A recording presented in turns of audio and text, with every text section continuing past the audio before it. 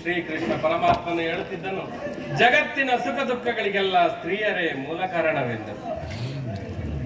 ಅರ್ಜುನ, ಆ ಕೌರವರೊಡನೆ ಯುದ್ಧ ಮಾಡುವುದಕ್ಕಿಂತ ಈ ನನ್ನ ತಮ್ಮನನ್ನು ಸಮಾಧಾನ ಪಡಿಸುವುದೇ ನನಗೆ ಸಾಧ್ಯವಾಗದಿರುವುದು. ಪಾಂಚಾಲಿ, ಸಮಾಚಾರವೇನು? ಅಣ್ಣನೇಕೆ ಸಿಟ್ಟಾಗಿರುವುದು? ಏಕೆ ಈ ನನ್ನ ಬಿಡುಕುಗಳು ನಿಮ್ಮ ಪ್ರಶ್ನೆಗೆ ಉತ್ತರವನ್ನು ಕೊಡಬಲ್ಲದೇನು? ಅಗ್ರಜ, ನನಗೆ ಯಾರಲ್ಲಿಯೂ ಕೋಪವಿಲ್ಲ. ಅರ್ಜುನ ಸಮ್ಮುಖದಲ್ಲಿ ನಿನ್ನ ಒಂದು ವಿಚಾರವನ್ನು ತಿಳಿಸಲೆಂದು ಬಹು ದಿನದಿಂದ ನಿರೀಕ್ಷಿಸಿದೆನು. ಈಗ ನಿಮ್ಮೀರುವರ ಮುಂದೆ ಹೇಳುವೆನು. ಈ ಸಂಧಿಯ ವಿಷಯವು ನಿಮಗೆ ಉಚಿತವಾಗಿ ಕಾಣಬಹುದು. ಅರ್ಜುನನು ಅನುಮೋದಿಸಬಹುದು, ನಕುಲ ಸಹದೇವರು ಸುಮ್ಮನಿರಬಹುದು.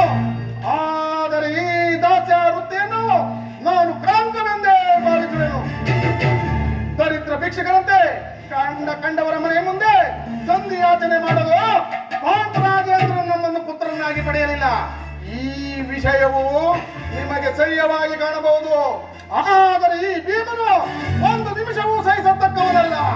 ಯುದ್ಧಕ್ಕಾಗಿ ನಿನ್ನ ಅನುಮತಿಯನ್ನಾಗಲಿ ಅರ್ಜುನನ ಸಹಾಯವನ್ನಾಗಲಿ ಇವೆರಡನ್ನೂ ಬಿಡುವುದಿಲ್ಲ.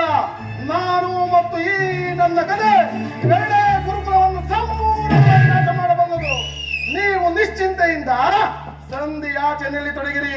ನನಗೆ ತೋಚಿದ್ದನ್ನು ನಾನು ನನ್ನಲ್ಲಿ ಕೋಪವೇ ತಮ್ಮ.